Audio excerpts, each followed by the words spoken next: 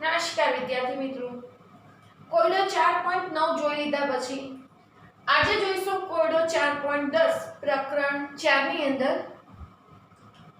C2H5I iodo ethane કહીએ એની વિઘટનની પ્રક્રિયા આપણને આપેલી છે અને આ જે ઇથાઇલ આયોડાઇડ કહીએ એના વિઘટનની પ્રક્રિયાની અંદર 600 કેલ્વિન તાપમાને કહીએ તો 1.60 × 10⁻5 સેકન્ડ ઇન્વર્સ જેટલો એનો વેગ અચળાંક આપેલો છે। તેની સક્રિયકરણ ઉર્જા 209 કિલોજૂલ મોલ ઇન્વર્સ છે। તો 700 કેલ્વિન તાપમાને પ્રક્રિયાનો વેગ અચળાંક ગણો, અર્થાત કે એક સ્થિતિ આપી દીધી છે અને બીજી સ્થિતિની મદદથી તમને વેગ અચળાંક ગણવાનું કીધેલું છે। તો હવે આની અંદર જોઈશું કે આપણને કેટલી વસ્તુ આપી દીધી છે। T1 ટેમ્પરેચર આપ્યું છે 600 કેલ્વિન તાપમાન, એ વખતે K1 ની કિંમત આપી દીધી છે 1.60 × 10⁻5 સેકન્ડ ઇન્વર્સ। પછી પૂછ્યું છે T2 તાપમાન એટલે કે 700 કેલ્વિન તાપમાન કરવામાં આવે ત્યારે વેગ અચળાંક K2 ની કિંમત કેટલી થતી હશે, આ આપણને પ્રશ્ન પૂછ્યો છે। અને બીજું આપી દીધું છે સક્રિયકરણ ઉર્જાનું મૂલ્ય આપ્યું છે 209 કિલોજૂલ પ્રતિ મોલ, પરંતુ આપણે જે R ની કિંમત લઈએ છીએ 8.3 જૂલ કેલ્વિન મોલ ઇન્વર્સ લેતા હોઈએ છીએ, તો આને પણ જૂલ એકમમાં આપણે ફેરવીશું। તો જૂલ એકમમાં ફેરવવા માટે કિલોમાંથી જૂલમાં ફેરવવા માટે 1000 વડે આપણે ગુણીશું એટલે 10⁻³ વડે એટલે ટોટલ 1000 જૂલ પ્રતિ મોલ આ સક્રિયકરણ ઉર્જા થશે અને R બરાબર કહીએ તો 8.314 joule kelvin mall inverse R ની કિંમત હોય છે। એટલે કે આટલી વસ્તુ આપી દીધી છે અને વેગ અચળાંક K2 ની કિંમત જે છે વેગ અચળાંક K2 શોધવા માટેની આપણને કીધેલું છે। હવે આપણે જોઈ ગયા વેગ અચળાંક ગણવા માટેનું સમીકરણ log K2/K1 કહીએ કે log K2 - K1 કહીએ। log ના નિયમમાં બાદબાકીનો ભાગાકાર થતો હતો, અહીંયા આપણે બાદબાકીના સ્વરૂપમાં જ રાખીએ છીએ કારણ કે K2 આ વખતે શોધવાનો હોવાથી 2.303 આ 1/T1 માઈનસ કરતા હતા 1/T2 અને આ સૂત્ર હતું આપણે આર્યનીય સમીકરણ ઉપરથી એક્ઝામ્પલ ગણવા માટે આપણે જે સમીકરણ લાવેલા તે સમીકરણ। હવે આની અંદર કિંમતો મૂકીએ, સાદુરૂપ આપીએ તો જોઈશું અહીંયા આપણે K2 તો શોધવાના છે log K2। હવે અહીંયા log K1 આ પદને પેલી બાજુ લઈ જશો એટલે પ્લસમાં થશે log K1 વત્તા EA ની કિંમત મૂકીશું 2,09,000 20,900 2.303 8.314 1/T1 એટલે જે 600 ટેમ્પરેચર હતું 1/T2 એટલે 700 ટેમ્પરેચર હતું અને અહીંયા જે log K1 ની કિંમત મૂકવાની છે log K1 ની જગ્યાએ આપણે મૂકી દઈશું 1.60 × 10⁻5 અને હવે આગળ આનું સાદુરૂપ આપીશું તો આટલાનું સાદુરૂપ આપતા આપણને ફાઇનલ જવાબ જે હશે log K2 બરાબર મળી જશે। તો હવે તમારે આટલા પદનું કેલ્સીથી સાદુરૂપ જાતે પહેલા તો આપવાનો પ્રયત્ન કરવાનો દરેક જણે।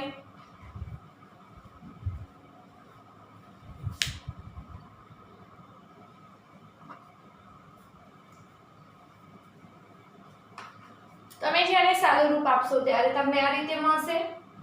K1 ની જગ્યાએ આપણે લખશો 1.60 × 10⁻5 આ કિંમત 2.303 અને 8.314 નો ગુણાકાર આટલો થશે। 1/600 કરશો તો 0.00166, 1/700 કરશો તો 0.0014 log કેલ્શિયમમાં જોવો હોય તો 1.60 10⁻5 એટલે એના ભાગ્યા 10 જે આપણે 10,000 કરીએ છીએ તો એ કરશો તો જવાબ આટલો તમારે થશે એની અંદર એટલે log 0.00 તમે આના પોઈન્ટ આટલા કાપીએ તો 0.00016 આ રીતે થાય અને આ લખી અને કેલ્શિયમમાં તમે સીધો આપણે log નું સૂત્ર વાપરી અને આનો log જોઈ શકશો। આટલાનો ભાગાકાર આટલો મળશે, બાદબાકી કરશો તો આ રીતે 0.000 23 15 જવાબ આવશે। 0.002315 અને આનો ગુણાકાર 2.5269 2.5269 અને -4 પોઈન્ટ આનો લોગનો જવાબ આટલો આવતો હતો -4.7923 અને હવે આની બાદબાકી કરશો તો -2.2653 આટલો જવાબ મળતો હતો. આ જવાબ આપણને મળે છે log k2 નો. આપણે શોધવાનું તો k2 અને k2 જોઈતો હોય તો આ જે રકમ હતી એનો તમારે લેવો પડશે એન્ટીલોગ અને એન્ટીલોગ શોધવા માટે હવે આની અંદર આપણે ઋણમાં એન્ટીલોગ કઈ રીતે શોધવાના એના વિશેની પણ થોડી માહિતી મેળવી લઈએ. k2 શોધવા હોય તો એન્ટીલોગ -2.2653 એટલે કે એન્ટીલોગ અહીંયા તમારે જોડે જ લખવાનું -2.2653. હવે અહીંયા ખાસ એન્ટીલોગ લોગમાં જ્યારે માઈનસ હશે તો માઈનસને આપણે 12 રૂપે લખતા હોઈએ છીએ. એટલે આનો મતલબ થશે 212.2653 એટલે કે આનો એન્ટીલોગ જોવાનો છે. એન્ટીલોગ 212.2653 અને એમાં પણ જ્યારે માઈનસનો એન્ટીલોગ જોવાનો હોય માઈનસનો એન્ટીલોગ જોવાનો તો પોઈન્ટ આગળની રકમની અંદર તમારે 1 ઉમેરવાના. પોઈન્ટ આગળની રકમમાં 1 ઉમેરે એટલે અહીંયા 2 હતા એમાં 1 ઉમેરે એટલે થશે 3 બાર વત્તા હવે જે 1 ઉમેર્યા પછીની રકમને એટલા પોઈન્ટમાંથી બાદ કરવાની એટલે 1 માંથી પછીની રકમ એટલે 1 -0.2653 કરવાનું અને 1 -0.2653 કરતા એટલે 0.7347 આટલો જવાબ આવ્યો. ફરીથી એકવાર પોઈન્ટ આગળની રકમમાં 1 ઉમેરવાના. પોઈન્ટ આગળની રકમમાં 1 ઉમેરે એટલે 2 બારના થયા 3 બાર અને પછીની રકમ હતી એ આખી 1 માંથી બાદ કરે એટલે 1 માંથી 0.2653 બાદ કરે અને 1 માંથી 0.2653 બાદ કરીએ છીએ તો જવાબ આવશે 0.7347. હવે જે એન્ટીલોગ જોવાનો આવશે 0.7347 નો જોવાનો અને 0.7347 નો એન્ટીલોગ જોવા માટે +3557 ભાગ્યા 3557 અને ગુણ્યા બરાબર 13 વખત દબાવવાના.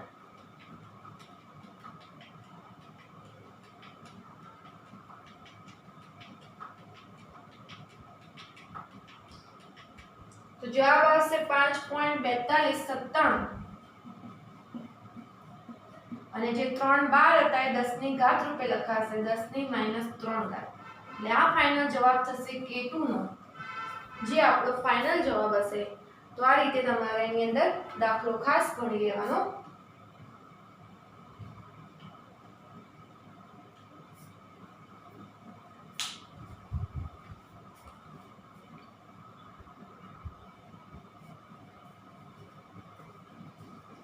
હવે વાત કરીશું રાસાયણિક પ્રક્રિયાના વેગમાં ઉદ્દીપકની અસર.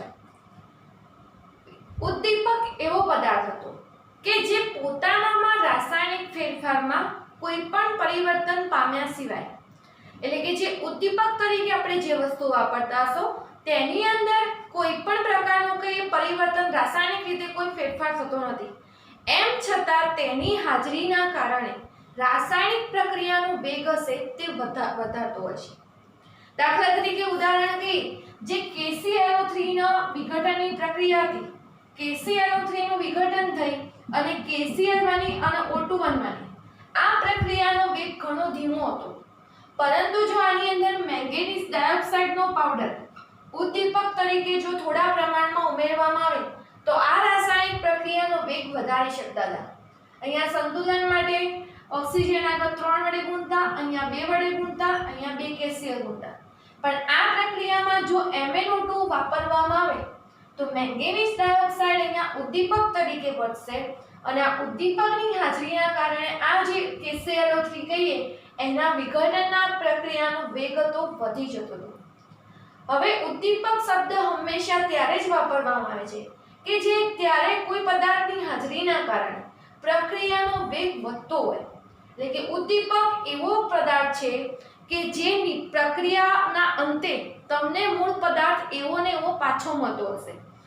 એની અંદર કોઈ રાસાયણિક બદલાવ આવતો નથી પરંતુ તેની હાજરી હોવાના કારણે રાસાયણિક પ્રક્રિયાનો વેગ વધતો હોય છે.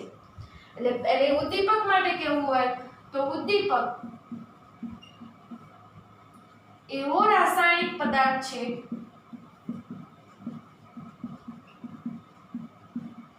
છે કે જે પોતે રાસાયણિક ફેરફાર અનુભવ્યા વગર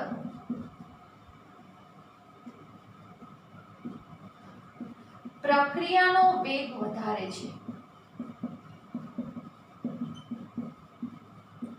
અને પ્રક્રિયાનો વેગ ઉદ્દીપક ત્યારે જ વધારી દેતો કે ઉદ્દીપકની હાજરીના કારણે કે જે આપણે કહીએ સક્રિયકરણ ઉર્જાનું મૂલ્ય હતું, આ સક્રિયકરણ ઉર્જાનું મૂલ્ય કેવું લાવતો તો ઉદ્દીપક ઓછું લાવશે. સક્રિયકરણ ઉર્જા જો ઘટે તો જે મધ્યવર્તી સંકીર્ણ કહીએ સક્રિયકૃત સંકીર્ણનું નિર્માણ થતું હતું તો એ માટેનો જે સમય હતો ઘટી જતો હતો.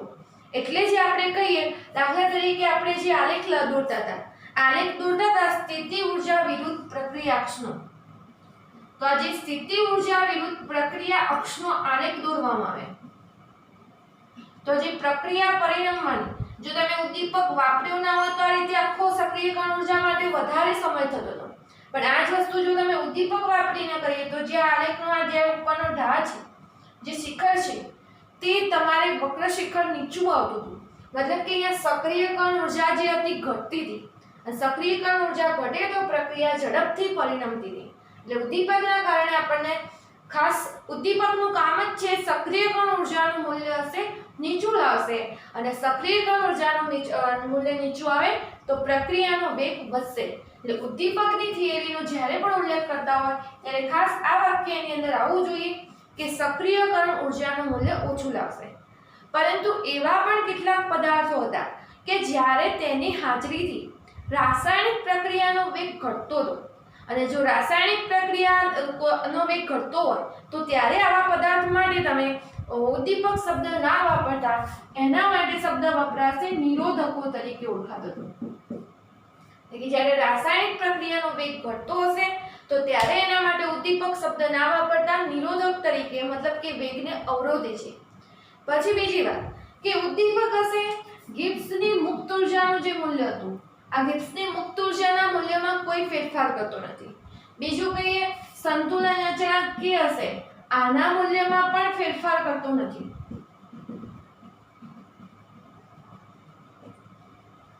એટલે કે ડેલ્ટા જી અને જે આપણે સંતુલન અચળાંક કે કહીએ એના મૂલ્યમાં ફેરફાર થતો નથી. ખાલી પ્રક્રિયા પરિણમવાનો જે સમય હશે એ ઘટાડે અને સમય ઘટે એટલે ઓટોમેટિક એનો વેગ શું થઈ જશે? વધી જશે. એટલે ડેલ્ટા જી અને સંતુલન અચળાંક કે એના કારણે કોઈ નિપજનું પ્રમાણ પણ તમને વધારે નથી મળતું, પણ પ્રક્રિયા તમારે જે 1 કલાકમાં પ્રક્રિયા પૂર્ણ થતી હોય એ તમારે અડધો કલાકમાં પૂર્ણ થાય, તો આ રીતે તમારે સમયની બચત થઈ શકતી હતી. એટલે ઉદ્દીપકનું ખાસ કામ આવશે. ઉદ્દીપક માત્ર જે સ્વયંસ્ફુરિત પ્રક્રિયા છે, સ્વયં જાતે આપમેળે થતી પ્રક્રિયા છે, એવી પ્રક્રિયાઓનો વેગ વધારી શકતો હતો. બીજું કે આની અંદર પુરોગામી અને પ્રતિગામી બંને પ્રક્રિયાના જે વેગ હશે સરખા રીતે તમારે કોઈ પણ પ્રક્રિયા માટે તમે વાપરો પુરોગામી અને પ્રતિગામી બંને પ્રક્રિયાનો વેગ પણ અહીંયા વધારતો હશે. તો આ થઈ આપણે જે ઉદ્દીપકની અસર કહીએ તો ઉદ્દીપકના કારણે પ્રક્રિયા વેગ ઉપર શું અસર થતી હતી તેની વાત કરી.